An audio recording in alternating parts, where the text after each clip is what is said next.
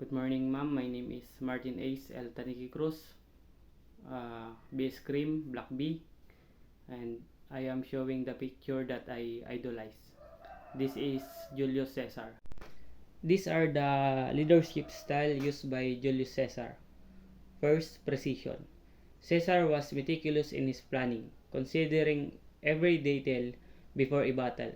He personally selected the leaders of his legions. Second, connection with his soldiers. Caesar was close to his troops and knew the names of each soldier.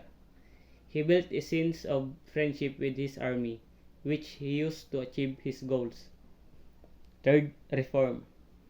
Caesar was created reforms that helped the lower classes, such as expanding the Senate to include more people, giving out free grain and money, and is passing laws to set maximum wage. Fourth, risk-taking.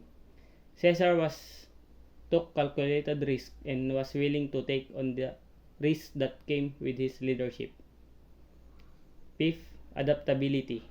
Caesar was able to climb back into power after losing his inheritance in a cup as a young man.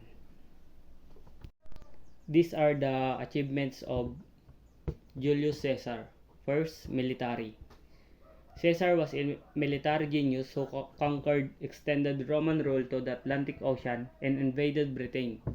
He also built a bridge across the Rhine. Second, reform.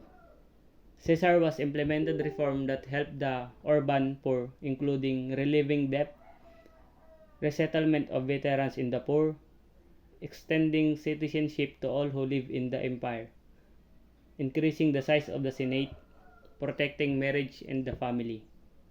Third, Julius Caesar became dictatorship.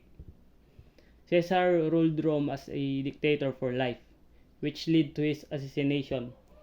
His assassination led to the collapse of the Roman Republic and the rise of the Roman Empire. Fourth, Julius Caesar became an author. Caesar wrote books about his conquests and the battle tactics while in Gaul. And that are the achievements of Julius Caesar. And my favorite line of Julius Caesar is, experience is a teacher of all things. Because you cannot win in every battle, but you can try. Thank you, ma'am.